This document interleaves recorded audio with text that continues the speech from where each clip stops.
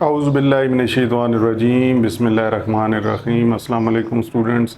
आज आपके सामने एक नया लेक्चर लेकर आया हूँ और ये जो लेक्चर है ये मैंने आपको पहले भी बताया था, मैंने नोट्स चैप्टर के 1 के प्रिंट किए हुए हैं बुक के, तो आपको कुछ यहाँ से पढ़ के दिखाऊंगा, कुछ बोर्ड पे लिखा हुआ है, तो दोनों कम्बिनेशन आज यूज़ करेंगे। और इसलिए यूज़ करेंगे कि क्योंकि कुछ ऐसे टॉपिक्स जो होते हैं जिनके अंदर एग्जांपल्स बुक में लिखी होती हैं, तो वो मैं सारी एग्जांपल्स यहाँ पे लिख नहीं सकता। ठीक है जी। तो आज का जो हमारा टॉपिक है वो है जी प्रोजेक्ट प्लानिंग एंड मैनेजमेंट। ठीक है, वो जो मॉडल्स वाले टॉपिक थे वो ख़त्म हो गए हैं। अब हम पढ़ने जा रहे हैं कि प्रोजेक्ट प्लानिंग क्या होती है या प्रोजेक्ट के ऊपर जो मैनेजमेंट होती है ये क्या चीज़ है। देखिए, जब कोई भी आप सॉफ्टवेयर डेवलप करते हैं तो या आप अगर प्रैक्टिकल लाइफ की बात कर लें, कोई भी आप टास्क परफॉर्म करते हैं तो उसमें आप पहले प्लान करते हैं। प्लानिंग करने के लिहाज से ही आपका काम बहुत जल्दी सक्सेसफुली कामयाब आप उसमें हो सकते हैं, वो आपका टास्क कंप्लीट जल्दी हो जाता है अगर आपने एक सही अच्छी प्लानिंग की हुई हो। अब मिसाल के तौर पे कॉलेज है या स्कूल है, उसके अंदर एक टाइम टेबल होता है, उस टाइम टेबल के लिहाज से एक टाइम मुकर्रर है कि एक पीरियड इतने का होगा, दूसरा पीरियड इतने का होगा, and so on, different periods होंगे। तो ये जो टाइमिंग रखी गई है टाइम टेबल की, ये क्या है, एक पहले से प्लान किया हुआ है। अगर हम ये प्लान नहीं करेंगे तो डिफरेंट जो सब्जेक्ट्स के टीचर्स हैं वो उन सब्जेक्ट्स का कोर्स टाइम पर कंप्लीट नहीं कर पाएंगे, जिसकी वजह से स्टूडेंट्स के लिए पेपर्स के अंदर मुश्किलात का सामना उठाना पड़ सकता है। सेम इसी तरह जब भी आप कोई सॉफ्टवेयर डेवलप करते हैं तो सॉफ्टवेयर डेवलप करने से पहले सबसे अहम चीज़ ज़रूरी ये होती है कि आप उसकी सही प्रॉपर प्लानिंग करें। इसलिए ये जो आपके नोट्स मेरे पास मौजूद हैं ये बुक के ही हैं, इसका पेज नंबर 13 है। टॉपिक जो है वो 1.5 है और टॉपिक का नाम है project planning and management. Planning a software project is like planning A trip.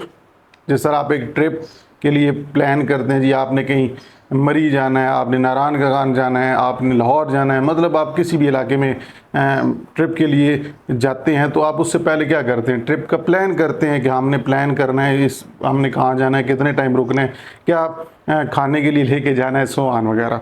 तो यहाँ पे वो कहते हैं कि जिस तरह आप एक ट्रिप प्लान करते हैं इसी तरह एक सॉफ्टवेयर प्रोजेक्ट के अंदर भी प्लानिंग की जाती है।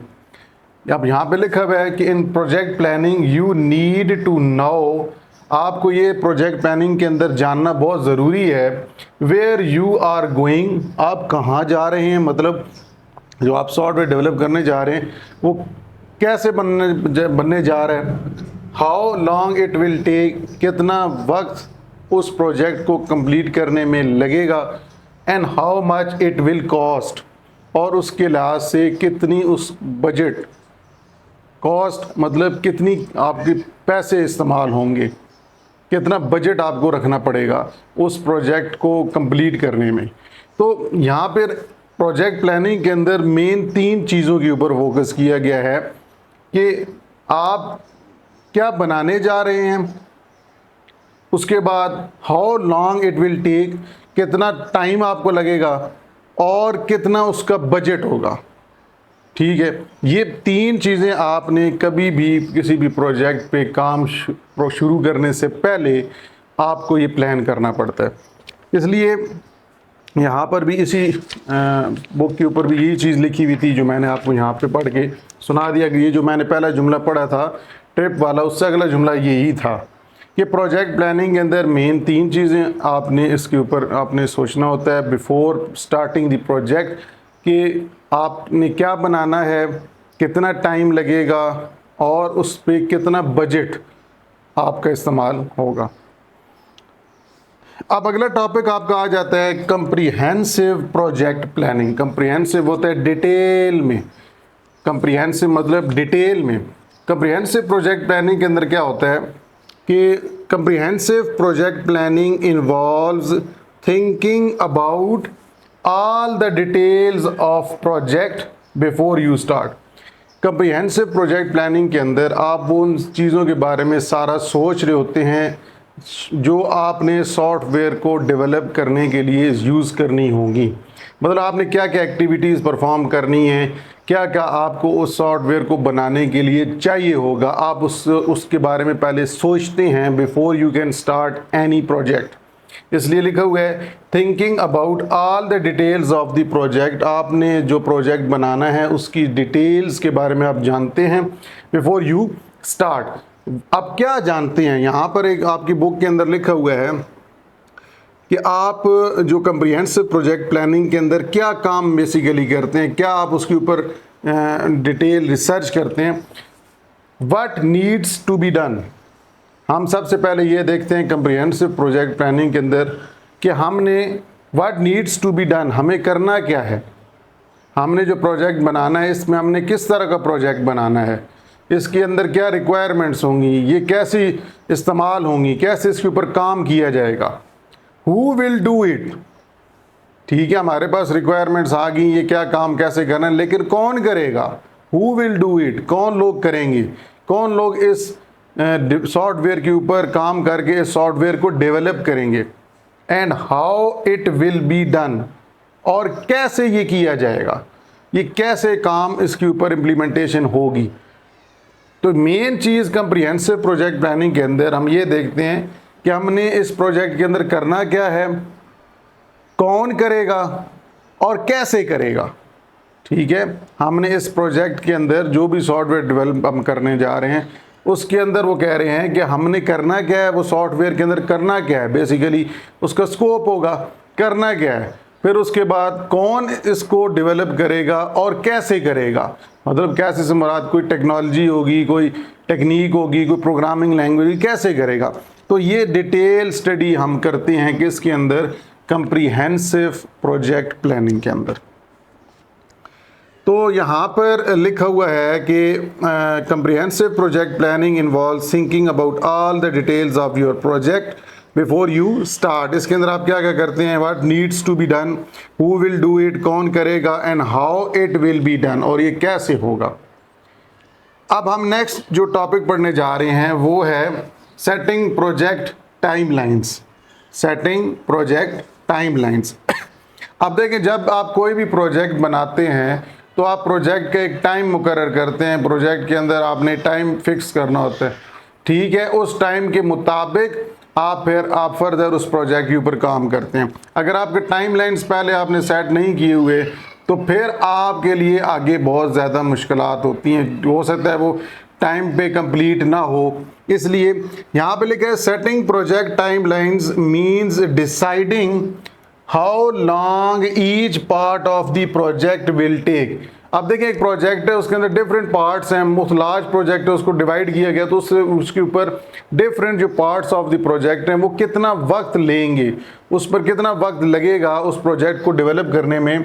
It helps keep the project on track. इससे फ़ायदा क्या होगा, अगर हम पहले से प्रोजेक्ट की टाइमलाइन सेट कर देंगे, इससे फ़ायदा ये होगा कि हमारा जो प्रोजेक्ट है वो सही ट्रैक पे चल रहा होगा, मतलब ट्रैक से मुराद सही जा रहा होगा, कोई हमें प्रॉब्लम आगे नहीं आएगी। And ensures it get done on time, और हमारे लिए ये यकीन दहानी हो जाएगी कि जी ये प्रोजेक्ट जो है ये टाइम पर कंप्लीट हो जाएगा अगर हम टाइमलाइंस को पहले से फिक्स करें।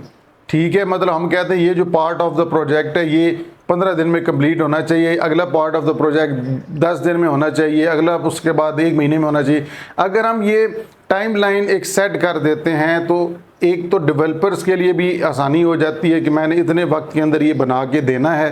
तो वो प्रोजेक्ट जिसके अंदर आप एक टाइमलाइन सेट कर देते हैं वो कामयाबी से एक तो उसके ऊपर वर्क स्टार्ट रहता है और साथ साथ वो ऑन टाइम वो डेवलप भी हो जाता है। तो ये था जी सेटिंग प्रोजेक्ट टाइमलाइंस। ठीक है, यहाँ पर एक एग्जांपल दी हुई है, आपके पेज 14 होगा, इसमें लिखा हुआ है if you are building a website. अगर आप एक वेबसाइट बना रहे हैं, मैं इसी की एग्जांपल दे रहा हूँ प्रोजेक्ट टाइमलाइन की, कि if you are building a website, अगर आप एक वेबसाइट बनाते हैं, you might set a timeline, आप एक टाइमलाइन रखेंगे फॉर डिज़ाइनिंग द साइट, आपने उस साइट को बनाना है, डिज़ाइन करना है।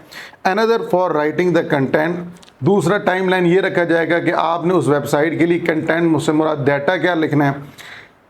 And another for testing everything, और एक और टाइमलाइन रखा जा सकता है कि जिसके अंदर ये सारी चीज़ें उस वेबसाइट की डेवलपमेंट की टेस्ट की जाएंगी। तो ये डिफरेंट जो पार्ट्स हैं जिनके ऊपर डेवलपमेंट की जाएगी, इनके लिए टाइमलाइन पहले से रख दी गई है। इस तरह वो वेबसाइट एक बेहतर ऑन टाइम डिलीवर हो सकती है, बन सकती है। ठीक है जी, यहाँ तक आपको उम्मीद है कि समझ आ रही होगी। बहुत से स्टूडेंट कहते हैं कि सर ये आप बुक से नहीं पढ़ाते, या अलग लिख रहे होते हैं। ये आपके सामने मैं नोट्स हैं, यही चीज़ मैंने कॉपी ए टू, आप कह सकते हैं कॉपी पेस्ट ही की हुई है। ठीक है, मतलब यहाँ कुछ पॉइंट्स हैं, मैं वो वहाँ लिख देता हूँ, सारे तो नहीं लिख सकता, पूरा चैप्टर तो नहीं लिख सकता बोर्ड पे। अच्छा, अब यहाँ पर नेक्स्ट हमारा टॉपिक आता है, ठीक है, टाइमलाइंस भी हो गई, कंप्रिहेंसिव प्रोजेक्ट प्लानिंग भी होगी, टाइमलाइंस के बाद एस्टिमेटिंग कॉस्ट। देखिए हमने बजट के लिहाज से भी चलना है ना, ठीक है, प्रोजेक्ट आप जो बना रहे हैं उसके कॉस्ट भी देखनी है। तो estimating the cost of a software project, जो एस्टिमेट होता है आप अंदाज़ा लगाते हैं प्रोजेक्ट की, सॉफ्टवेयर प्रोजेक्ट के ऊपर कितना कॉस्ट आपकी लगेगी, इज़ अ क्रिटिकल स्टेप, बहुत इंपॉर्टेंट एक अहम स्टेप है प्रोजेक्ट प्लानिंग और मैनेजमेंट के अंदर।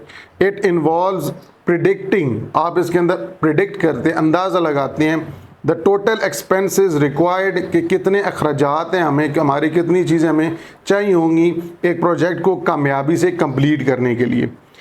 एक्यूरेट कॉस्ट एस्टिमेशन, जो आप बिल्कुल एग्जैक्ट कॉस्ट, कीमत की जो अंदाज़ा लगाते हैं, इससे फ़ायदा क्या होता है, हेल्प्स इन बजटिंग।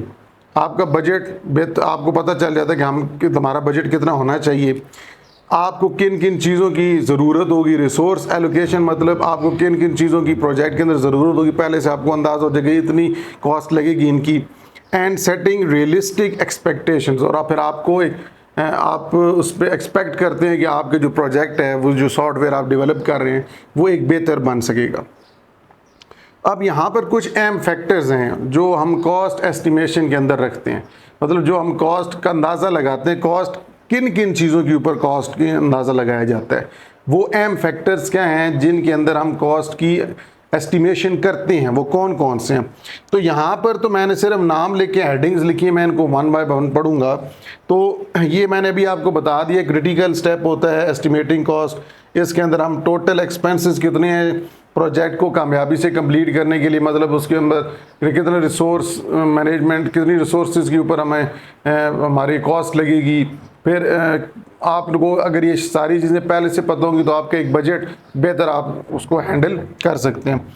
फिर कौन कौन से फैक्टर्स हैं कॉस्ट एस्टिमेशन के अंदर, ये सारे नाम लिखे हुए हैं, development team, technology stack, project duration, risk management, quality assurance, ये सारी जो है इनकी कॉस्ट एस्टिमेशन हम पहले करते हैं प्रोजेक्ट स्टार्ट करने से पहले। अब इनके बारे में एक एक करके मैं आपको यहाँ से पढ़ के सुनाता हूँ। सबसे पहले अगर हम कॉस्ट एस्टिमेशन डेवलपमेंट टीम की करें, तो डेवलपमेंट टीम क्या होती है, जो उस सॉफ्टवेयर प्रोजेक्ट को डेवलप कर रही होती है, बना रही होती है।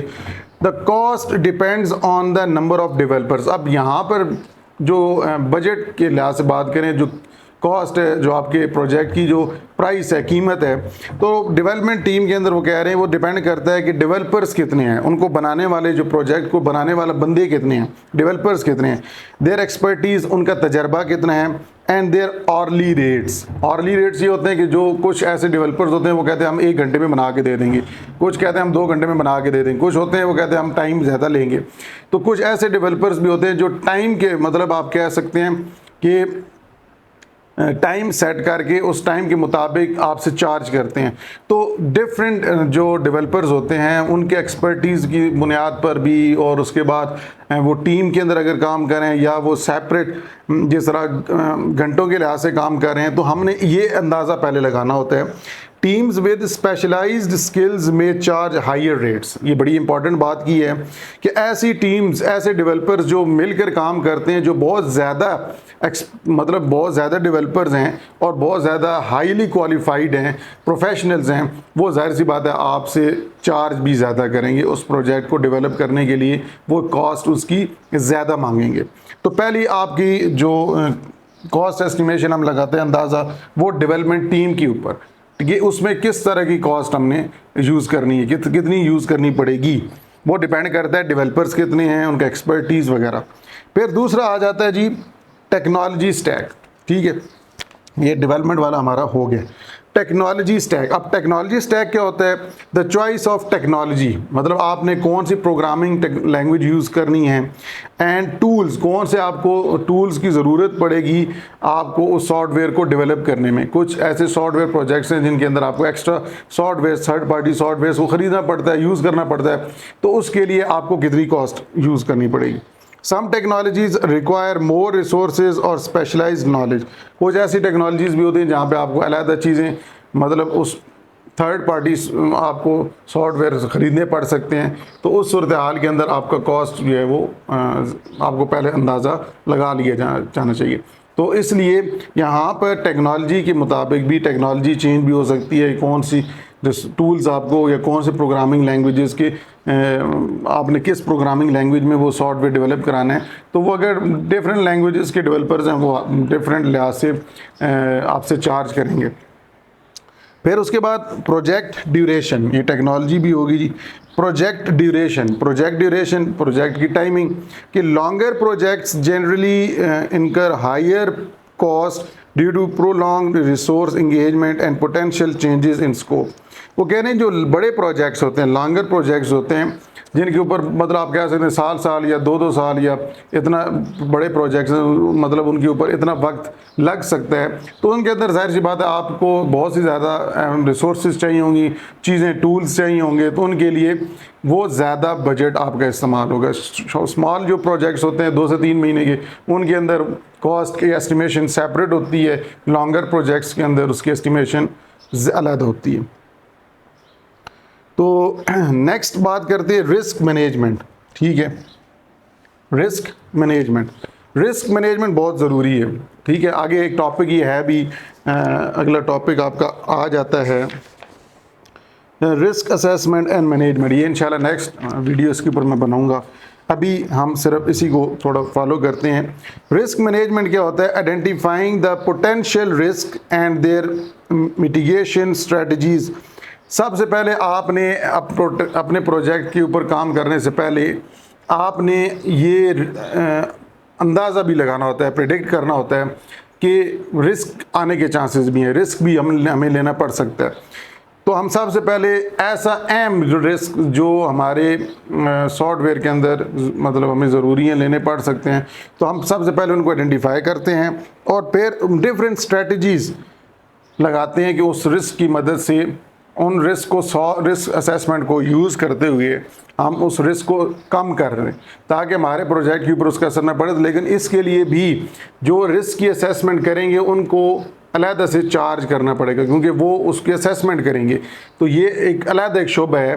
तो इसलिए यहाँ पर फंड्स प्रोवाइड किए जाते हैं ताकि इस तरह के जो इश्यूज़ हैं, देखिए आप एक प्रोजेक्ट पे काम कर रहे हैं तो अचानक पहले आपने प्लान किया, हो सकता है प्लानिंग के दौरान आपने सारी चीज़ें सामने रखी, लेकिन जब प्रोजेक्ट के ऊपर काम किया तो बाद में पता चला कि यहाँ पर तो एक प्रॉब्लम आ गया, अब रिस्क लेना पड़ेगा।